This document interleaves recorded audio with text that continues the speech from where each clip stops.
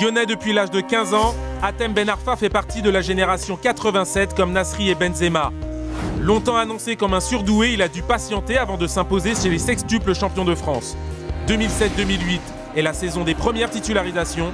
Ben Arfa prend enfin son envol.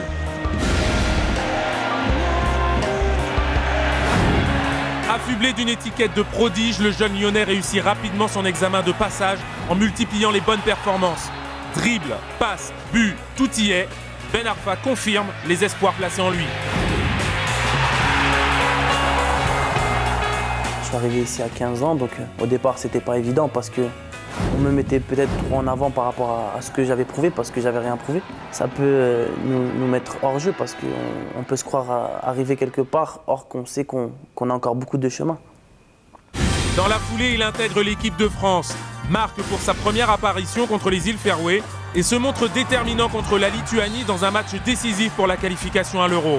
Rien ne semble pouvoir arrêter sa course vers les sommets. Ça a été important pour moi au niveau psychologique et même par rapport au club. C'est plus de responsabilités et plus de confiance en même temps. Tout sourit à Hatem Ben Arfa jusqu'au match contre Manchester United. À la surprise générale, il est remplaçant. C'est le début d'une période contrastée où Ben Arfa n'est plus titularisé, excepté au retour à Old Trafford. Coup de poker ou cadeau empoisonné? Il traverse une période un peu plus difficile, peut-être dans sa tête aussi, hein, tu sais, chez un jeune comme ça, quand ça vient aussi rapidement, ensuite il faut réussir à se maintenir. Là, je pense que physiquement, il est un petit peu au-dessous et l'histoire du gars qui n'est pas en forme, et comme il n'est pas en forme, eh bien, il va en faire un peu plus pour prouver qu'il garde le niveau. En faisant un peu plus, il s'en faire davantage dans ses défauts que dans ses qualités. C'est aussi un peu un cercle vicieux. Baisse de forme ou décision tactique, Ben Arfa est mis à l'index depuis un mois.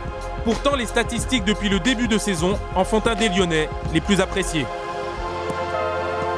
Je suis pas content de ce qui se passe, mais c'est les choix du coach et on fait avec. Et dans une saison, il y a des moments plus hauts que d'autres, donc faut avoir sa même ligne de conduite dans les bons moments et dans les mauvais moments.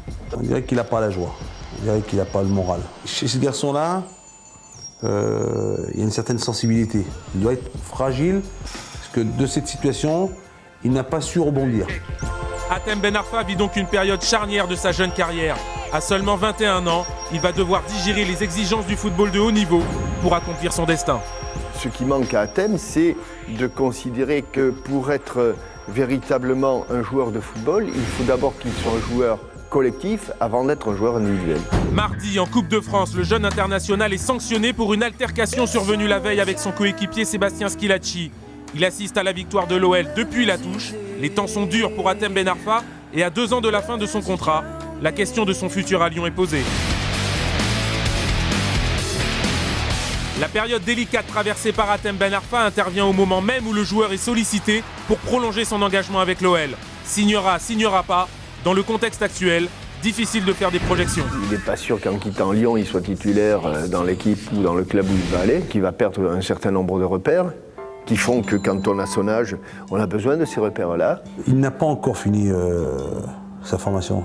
Il a encore besoin de rester. Il sera certainement mieux accompagné à Lyon qu'ailleurs.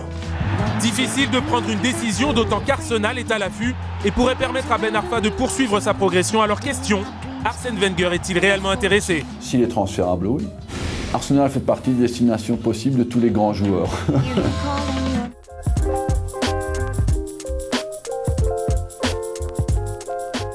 Et n'oublie pas, tu peux cliquer sur le blason Téléfoot là juste à droite pour t'abonner à la chaîne et du coup ne rien rater du contenu exclusif. À la prochaine!